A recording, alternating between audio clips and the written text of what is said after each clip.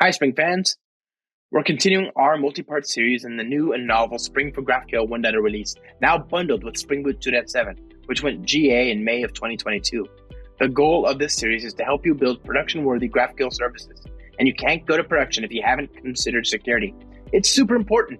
Even the most innocuous data consumption in production can have dire ramifications if not carefully accounted for. And this is more true than ever in a data-centric protocol and paradigm like GraphQL. It's critical that you know which clients, who and what, have the ability to read or write data in your system. Thankfully, we have the Spring Security project. Spring Security is a project that's as old as the hills. It dates back to the early noughties when XML was Turing complete and security was less important than selling application servers with utterly inconsistent and lacking security stacks. Spring Security was originally called a CG Security, and eventually the project was brought into the fold as Spring Security. It's a rich project with an incredible ecosystem and can meet your application where it is, at the business logic layer, the protocol layer, and via any number of different application clients and integrations. Spring for GraphQL, of course, builds upon that, but it presents some interesting challenges because it's a protocol that is inextricably tied to your data domain. It doesn't make sense to model security in terms of the protocol on which your GraphQL endpoints are being communicated. Spring for GraphQL lead Rossen Stoyanchev has the 411 on the implications for a Spring for GraphQL developer. Let's talk to him. Security can be handled at the transport level, but that's pretty coarse-grained. We wanted to make sure that you can get security down at the level of controller methods. In order for that to work, the security context needs to be able to propagate from the web layer through the GraphQL engine and then to the invocation of individual controller methods or data fetchers. And in order to make that happen, we had to build some features for context propagation, and that works both for WebMVC, which is relying on thread local context, and for WebFlux, which relies on reactor propagating context in a more functional way. And both of these are supported in Spring for GraphQL, and it is possible as a result to annotate controller methods with Spring Security annotations in order to get that more fine-grained level of security. I know, I can't believe it either. Security is easy and approachable, in theory at least. What's it look like in practice? Well, let's find out. Well, we've got a pretty good feel for how to build services and how to build endpoints in terms of HTTP, in terms of RSocket. We know the different verbs that are supported, things like queries and mutations and subscriptions. We've got a good understanding of how we would handle a lot of different problems. And I think we're, nearly to the point where we could go to production. But of course, production is not the same as our little machine and our little graphical client, right? Production is scary. You've got to be ready to go. You've got to be secure. And so in this video, we're going to look at how to secure GraphQL endpoints. And in a way, there's nothing really special about this, right? This is something you've probably seen before because it, you can do regular HTTP security, but really the granularity that you want for GraphQL in particular is along method invocations, along service incantations, right? Let's go ahead and create a new service using Spring Boot 2.7 RC1. We're going to call it GraphQL. We're going to use GraphQL. We use the reactive web support. We're going to use Spring Security and Java 17, and we'll say security and hit generate. And we'll open this up with our IDE.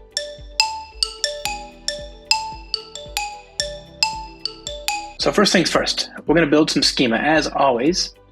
So source main resources GraphQL, and then security.graphqls.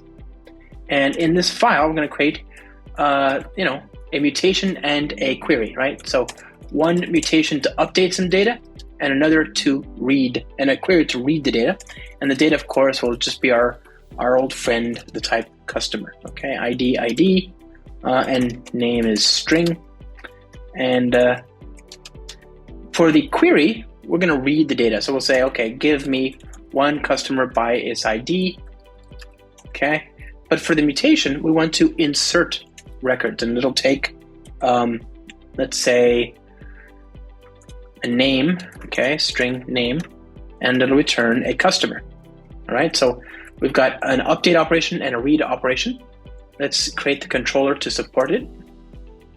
Here we go. And we'll say at controller class GraphQL, secure GraphQL controller. Now, here I'm going to be a little bit more, production minded, and I'm going to extract out what passes for business logic in this trivial example into a service proper, as opposed to just doing all the work inside the controller as I so often do.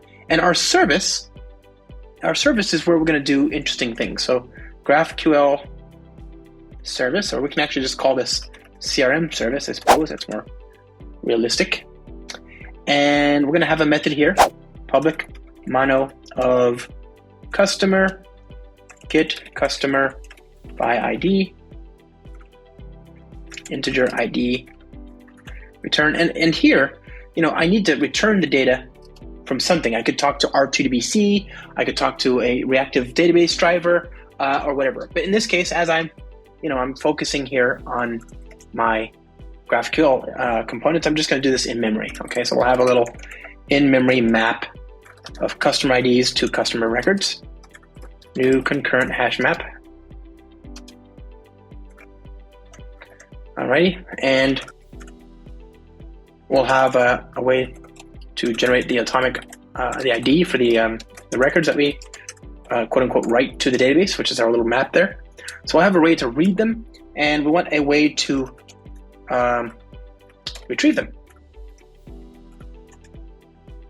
Okay, well, we don't have the record there, so let's create that. I just realized this. Okay, so customer mono. Okay, and that's going to be insert string name and receive the customer by ID.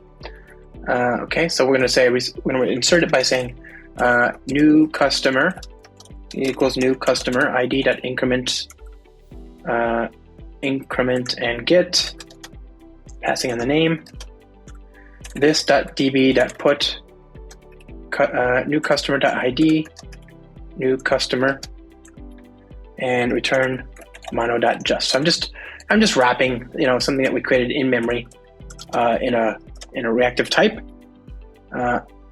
So the customer and customer, and here we're just going to read the data. Yeah. So given that, we're going to get a customer return mono dot just customer.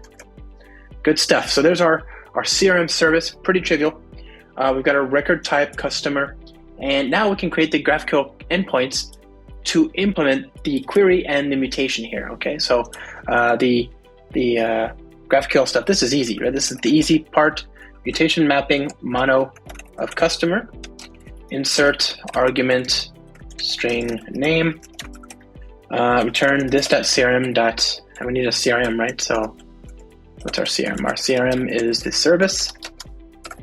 Goody. And insert the name. Okay, good. And what about the read? Well, of course, that's a query mapping. So we'll say mono of customer by ID, argument integer ID. All right, return this.crm.id, voila. Okay, so we got a way to read the data. We've got a way to update the data. Let's enable GraphQL and just make sure that's working as we expect. So GraphQL enabled is true, and start. Localhost GraphQL. Oh, I've got security on the class path, so clearly that's working. Good to know. But for now, just to quickly make sure everything's working, let's disable it. So voila. Okay. And by the way, you can actually, let's see, GraphQL. Did I restart? I don't think I did.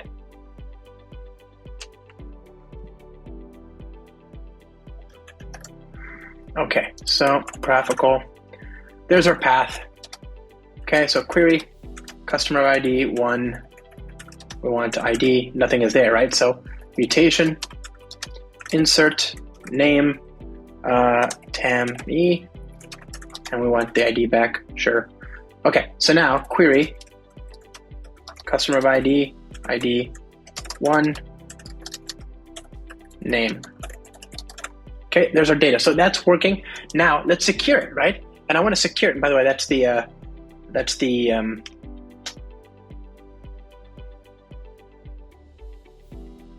get customer ID. Oh, okay. At one point we tried to retrieve a record that didn't exist. Of course, that was the first attempt. So we've got our endpoints. Now I want to secure it, and I want to secure it using Spring Security, which we'll have to bring back. By the way, there is actually a more elegant way to disable Spring Security. You shouldn't do that, of course. Don't do that. It's a terrible idea. But if you're going to disable Spring Security, I just learned about this. And, wonders never cease. I don't know why it never even occurred to me before, but security web filter chain, return new security web filter chain, and just return mono.just false. This is so silly. I can't believe it works. And then just return an empty stream of filters. There you go. It'll apply to nothing, basically, or flex.empty. Right. Okay. Good. So that'll actually disable Spring Security as well, and it has the benefit of being something you can put behind a property, for example, or whatever, so it can dynamically disable Spring Security. But okay, we want Spring Security, so that's neither here nor there. What we want to do is we want to secure individual methods in our service, right? So our service has support for reading data and for writing data. Well, obviously, I want probably to have higher escalated privileges to be able to write to the data. Heaven forbid somebody should delete something they shouldn't have.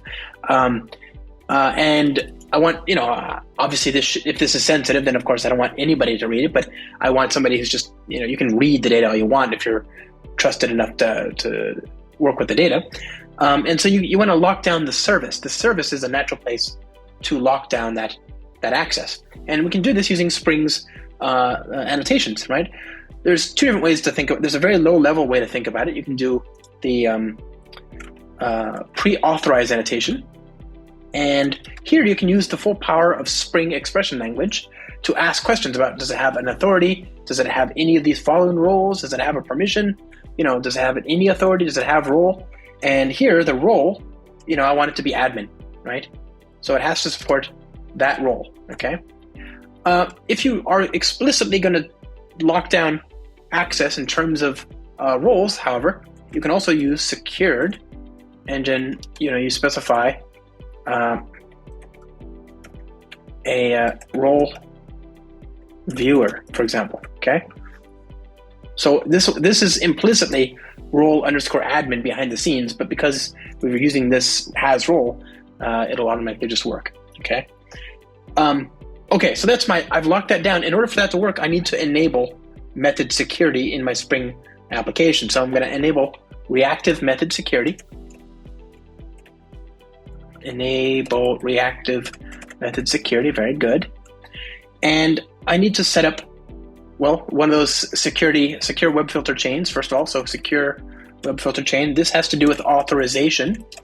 And, I'm going to disable HTTP security, basically.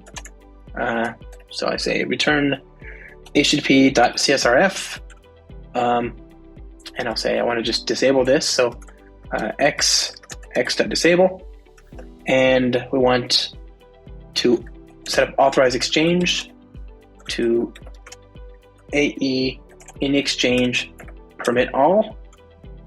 All right, HTTP basic customizer with defaults.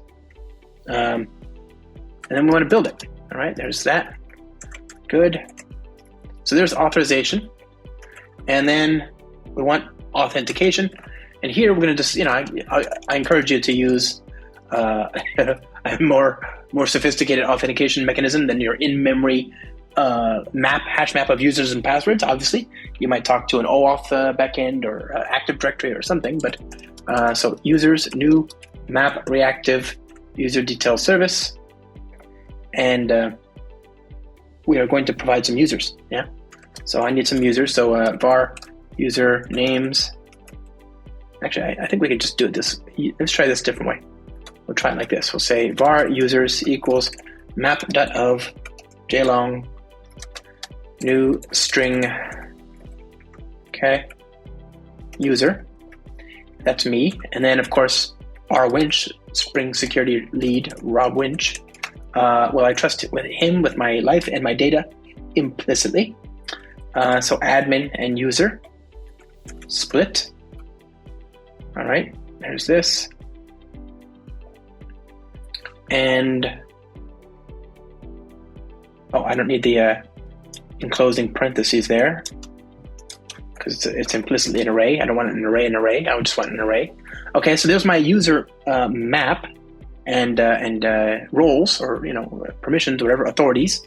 And I want to take that entry set, turn it into a stream, map each entry into a user with default password encoder. This is just for demos. Don't do it. Be the change you want to see in the world. Don't use this in real code. Dot password is e.get. Well, actually, just the password will be pw, and then roles will be e.getValue, and then we'll build it. Yeah. And then once we've mapped it, I want to turn it into a list of user details. And then there we can actually just return the map reactive user detail service, which takes a collection of users, like the one we just created. Okay, so there's our authentication, right? We've got two users, JLong, which is just a user, and rwinch, who is both a user and an admin, right? Very important. Actually, I suppose user over here, role user. That's more understandable. So role admin, role user. With that done, we can actually just try it out now. So let's restart the application.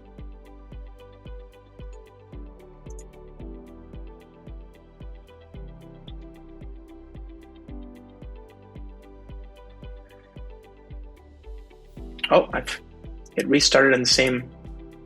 It restarted another process for the same code for no reason at all. Okay. All right. Good. So let's restart this, and we've got the application up and running. I want to talk to the HTTP endpoint. We're going to make a request to view the data. Let's see what happens. Okay, let's create a request. cd desktop touch request.sh chmod ax request, and we'll open this request up.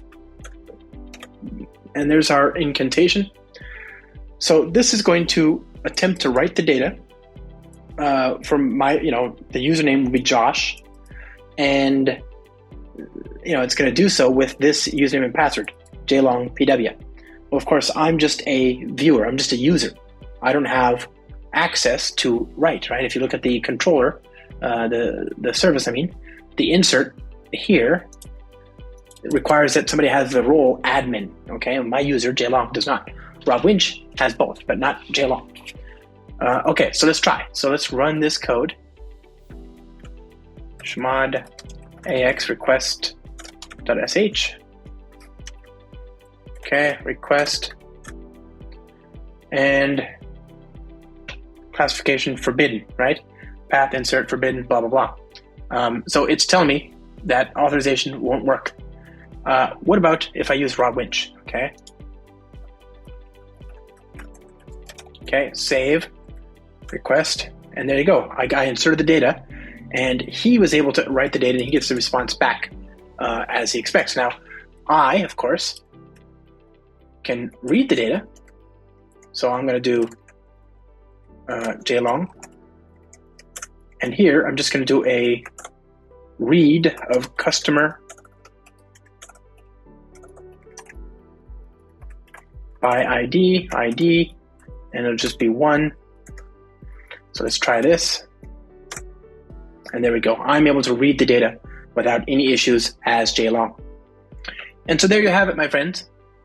You can see it's pretty easy to secure a GraphQL endpoint. You can take advantage of security support at the protocol layer, and RSocket and HTTP both have great integrations for Spring Security. But I think because GraphQL tends to let you think about your object graph as opposed to the protocol, it can be more useful to more granularly lock down different incantations, different accesses based on method invocations. So it is easy. If you've ever used Spring Security, then you'll recognize these idioms. Obviously, in this example, I was using Spring Security and Spring for GraphQL in a reactive context, but you could have just as easily done so in an imperative IO context. In that case, you just swap out and use the non-reactive variants of the user detail service and filter chain. Security is super important. It's that last barrier between you, your data, and the world.